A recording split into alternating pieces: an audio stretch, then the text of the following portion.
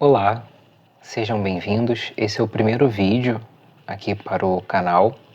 E por ser o primeiro vídeo e tendo esse canal uma proposta espírita e espiritualista, o que eu pensei de trazer como tema foi o que é o Espiritismo.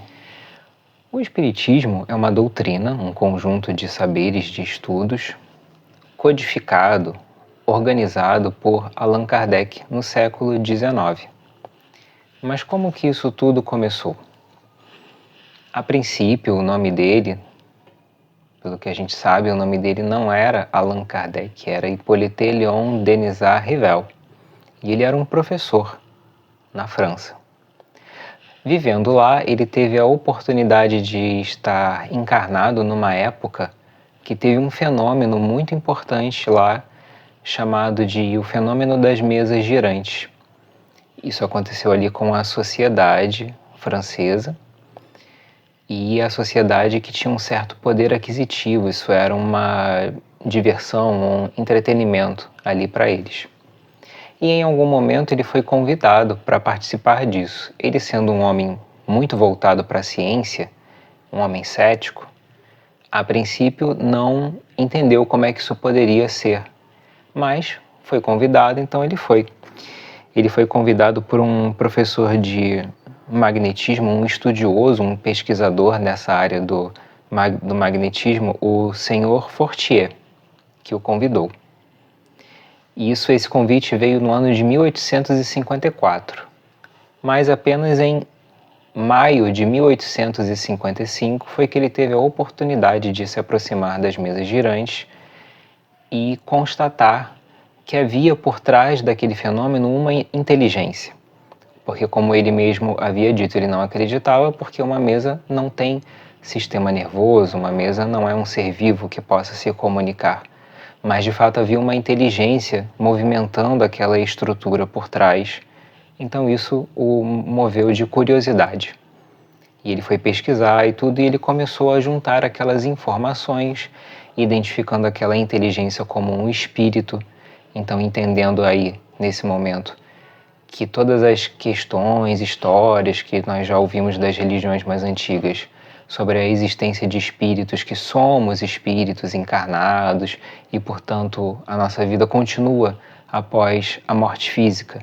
Ele percebeu que isso tudo era verdade e resolveu organizar todo esse conhecimento e, a princípio, ele criou ali o que a gente entende hoje como o Pentateuco Espírita, que é um conjunto de 5 obras básicas codificadas por Allan Kardec.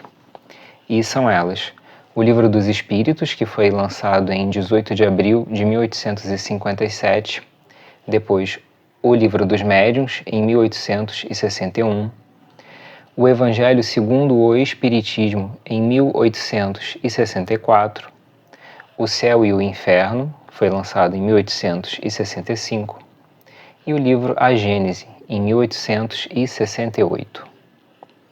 Ele também, durante todo esse período, lançou um periódico mensal que ele chamou de A Revista Espírita. E ali ele lançava alguns artigos, alguns estudos que ainda estavam em andamento, ainda não estavam fechados, para apreciação do público. E seguindo a própria orientação dos espíritos, havia ali algumas informações até bastante profundas sobre os estudos que eles estavam correndo e também alguns fatos curiosos. Olha que interessante, os espíritos mesmo deram essa dica para ele de ter parte de estudos e alguma parte curiosa para movimentar o público e ele sentir como é que aquelas pessoas reagiam, se elas gostavam, se elas achavam interessante a maneira como esses estudos estavam sendo conduzidos. E estavam, porque a Revista Espírita foi lançada de janeiro de 1858 a abril de 1869. Sendo que o professor Kardec desencarnou em 31 de março de 69, mas o exemplar de abril já estava todo pronto para ser lançado e foi lançado de fato. Um fato importante sobre a doutrina espírita é que ela se sustenta em 3 pernas. Ela tem o seu aspecto científico, o aspecto filosófico e o aspecto moral ou religioso. Isso é importante porque Kardec, sendo um homem voltado para as pesquisas, para os estudos, para a ciência, ele quis fazer uma análise científica, tentando entender esse outro lado da vida, a continuação da vida após o fenômeno da morte física. E ele conduziu estudos científicos nesse sentido, sendo muito criterioso, muito organizado, para poder ter resultados positivos. E também para conseguir colher as explicações possíveis para nós que ainda estamos encarnados.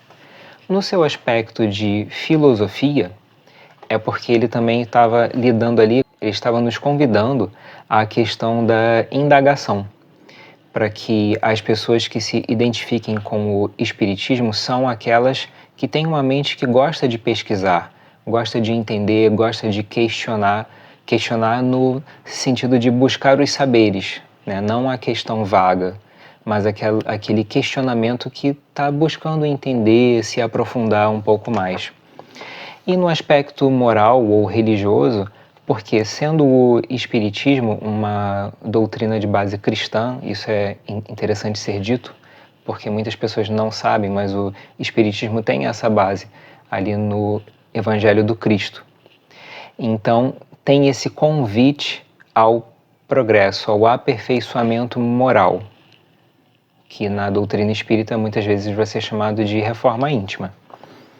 E o Espiritismo tem alguns princípios básicos em que ele se apoia, em que ele conduz as suas pesquisas, como sendo a existência de Deus, que dentro do Espiritismo é muitas vezes chamado de a inteligência suprema, a imortalidade da alma, a reencarnação, a pluralidade dos mundos habitados, a comunicabilidade dos espíritos e a lei de progresso. Essa última ligada bastante à sua base cristã.